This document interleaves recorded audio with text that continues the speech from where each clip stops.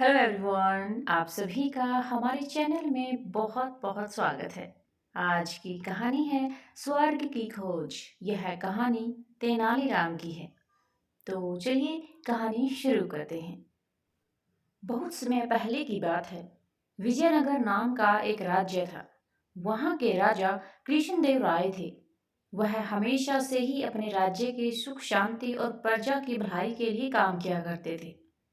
वहाँ के राजा प्रजा के चहेते थे।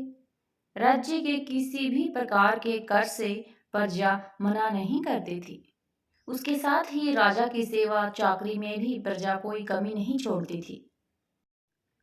वहां पर तेनालीराम का एक बड़ा ही चतुर और बुद्धिमान व्यक्ति रहता था, जिसको राजा का सलाहकार भी कह सकते हैं। वहां के राजा कृष्णदेव राय कोई भी कार्य तेनालीराम से बिना पूछे नहीं करते। कृष्णदेव राय अपने दरबारियों को छोड़कर तेनालीरामा से सलाह लेते हैं। यह बात दरबारियों के मन में खटकने लगी। सभी दरबारी तेनालीरामा को नीचा दिखाने का एक अवसर नहीं छोड़ते थे। दरबारी तेनालीरामा को नीचा दिखाने के लिए अनेक प्रयास करते, लेकिन वह हर बार असफल रहते। बदले में दरबारियों को ही नीचा देखना पड़ता। एक दिन राजा ने अपने महल के सभी मंत्रीगण एवं दरबारियों को अपनी राज्य की सभा में आमंत्रित किया और सभी को यह संदेश भिजवाया कि उन्हें एक ऐसे सवाल का जवाब चाहिए जिसका उत्तर जानने के लिए वह बेताब हैं। इसलिए इस बारे में चर्चा करने के लिए सभी दरबारियों और मंत्रियों को संदेश भेज दिया गया।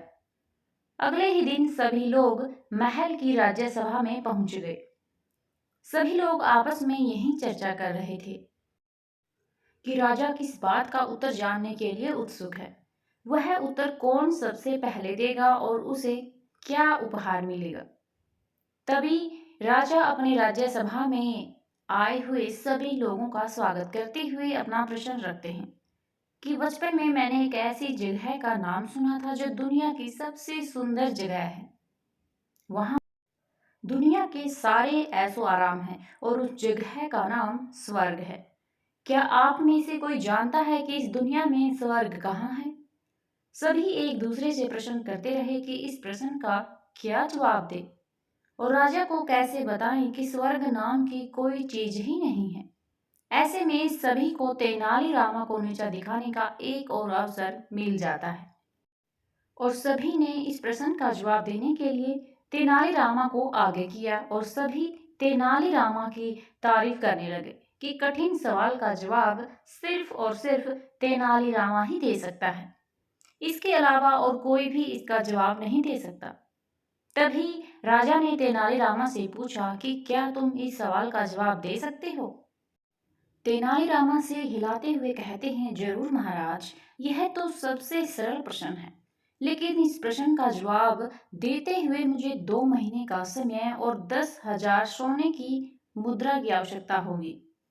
राजा ने तेनालीरामा की बातों को समर्थन देते हुए उसे 2 महीने का समय और 10,000 सोने की मुद्रा दे देते हैं। तेनालीरामा 10,000 सोने की मुद्रा लेकर जंगल की तरफ चला जाता है।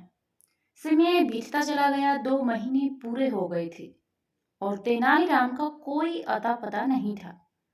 दरबार में तेनालीरामा की बातें होने लगी कि 10,000 सोने की मुद्रा लेकर कौन यहाँ रुकना चाहेगा। जरूर तेनालीरामा वह मुद्रा लेकर राज्य के बाहर चला गया होगा। राजा ने अपने सैनिकों को आदेश दिया कि तेनालीराम को कहीं से भी ढूंढ करके दरबार में उपस्थित किया जाए। सैनिकों के निकलते ही तेनालीराम खुद दरबार में आ जाते हैं। तेनालीरामा को देखते ही राजा को बहुत गुस्सा आया। राजा ने तेनालीरामा से पूछा, इतने दिन कहाँ थे? तेनालीराम ने जवाब दिया, महाराज, मैं स्वर्ग की खोज में निकला था और स्वर्ग से वापस आते आते मुझे समय लग गया। तेनालीराम की बातों को सुनकर राजा का क्रोध शांत हुआ। राजा ने तेनालीरामा से एक ही प्रश्न किया, स्वर्ग मिला?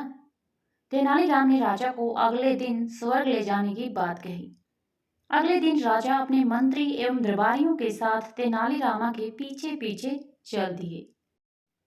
तेनालीरामा दूर कहीं जंगलों के बीच लेकर जाता है। वहां राजा विश्राम करते हैं।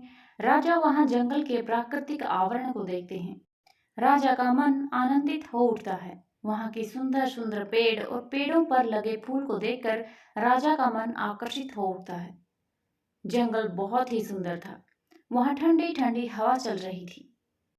राजा ने जिस प्रकार की छवि बचपन में स्वर्ग रूपी देखी थी, उससे कहीं ज्यादा सुंदर वातावरण यहाँ जंगल में देखने को मिलता है।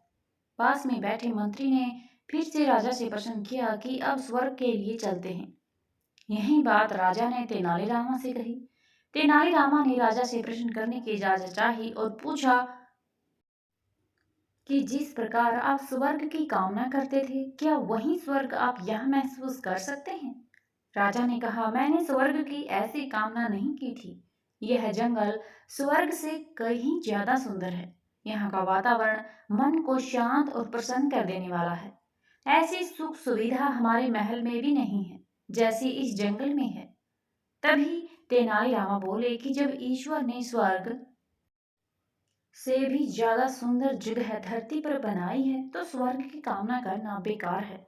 जिसका कोई अस्तित्व ही नहीं है, तो जिस स्वर्ग की मैं बात कर रहा था, वह जगह यही है। तेनालीरामा ने फिर से राजा से पूछा कि क्या आप मेरी बात से सहमत हैं? राजा खुश होते हुए कहते हैं कि तुमने बिल्कुल सही कहा, लेकिन जो मैंने 10,000 सोने की मुद्रा दी थी, उसका कहाँ काम लिया? तेनालीरामा ने कहा कि जो आपने 10,000 सोने की मुद्रा मुझे दी थी, उसका मैंने इस जंगल को सुधारने में लगा दिया। यहाँ के सभी पेड़ पौधों को खाद वगैरह दी, जिससे इनका अस्तित्व हमारे राज्य में रह सके। भविष्य में भी यह जगह स्वर्ग से भी ज्यादा सुंदर रहे। ऐसी कामना के साथ मैंने आपसे 10,000 सोने की मुद्रा ली थी।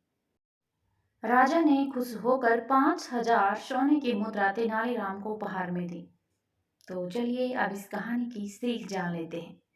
तेनालीरामा और स्वर्ग की खोज से हमें यह शिक्षा मिलती है कि अगर बुद्धि का काम हम सही दिशा में सोचने के लिए लगा देते हैं, तो कोई भी काम असंभव नहीं होता। अगर आज की यह कहानी पसंद आई हो तो प्लीज़ वीडियो को लाइक, शेयर और चैनल को सब्सक्राइब जरूर कर लें। धन्यवाद।